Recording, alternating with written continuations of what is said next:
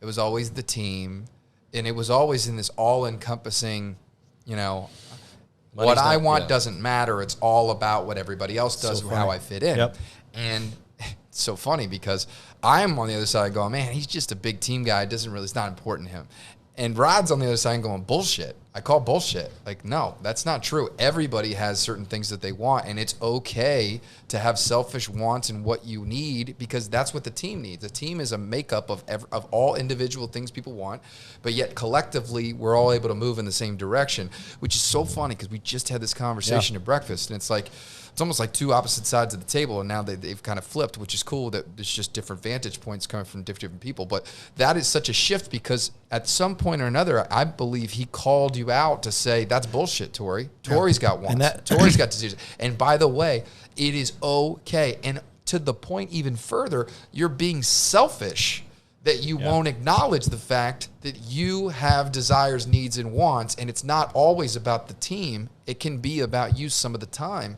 And I think at that point in time, there was just this shift. Almost. It was overnight. Yep. We had our summit. We hung out all night and partied. And when you went to bed that night and when you woke up the next day, I swear to God, it was not all night. We got some sleep. It was like the resurrection of this different identity, man. Hey guys, Brett Young with the Be Extraordinary podcast. I want to take a moment and just say thank you so much for listening. Without you guys listening, this wouldn't be possible. Appreciate you guys so much. If you have not subscribed to the podcast, go ahead and hit that subscribe button. It's on Apple Podcasts, Spotify, Amazon, everywhere. You can also go to beextraordinarypodcast.com and all of the feed, or you can watch the video playbacks and subscribe to any whichever podcast feed that you enjoy most. Lastly, if you've not joined the Be Extraordinary community, please go to the bottom of the website. Go to beextraordinarypodcast.com. Go to the bottom. You will see the Extraordinary community right there through Telegram. You literally just click the button. It's free. There's a bunch of other amazing professionals and individuals that live by this philosophy, having incredible dynamic conversations about what they experience every day and becoming better. So again, thank you so much for listening. You guys rock. Be extraordinary.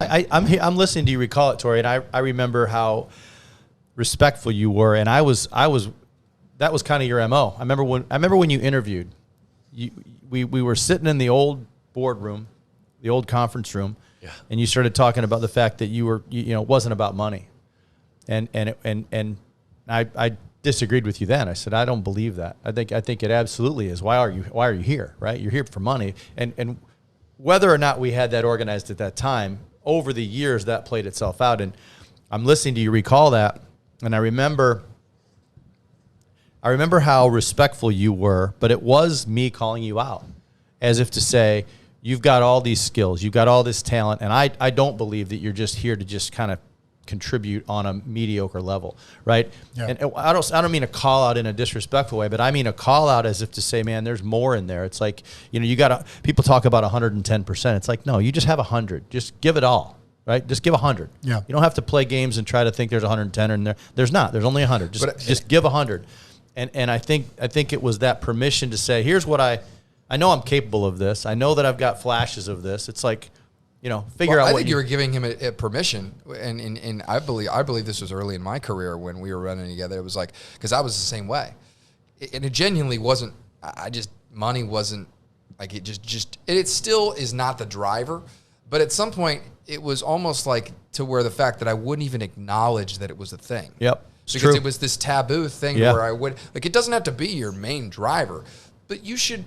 Like a mature human in this game of business recognizing that money is a thing, right? Mm-hmm. And where I would never acknowledge it because it was all about the other stuff, and I felt like, well, I can't ever say that because that's just not, that makes me selfish and da-da-da-da. It's like, but then there comes this transformative process where you become secure enough to go, it says, no. By me making more and being better, I'm helping everybody else around me. Right. So the ideas of this being taboo is completely bullshit, right? Like, and I relate to that because, man, I went through that shift, and I feel like that was, you were almost poking the bear, not to say like, hey man, this is about, it's about money because, to make the point that it is about money, because that's not our culture at all. That's not what we preach at all. But to the point where that's what you need. He knew that that's what you needed to hear in order to go there and sit there long enough to realize that, like, hey, man, this is okay. This is all right, man. This is fun. Let's acknowledge this for a second because this is part of the journey. Right. And I think that was a cool coaching moment. I think it was impactful.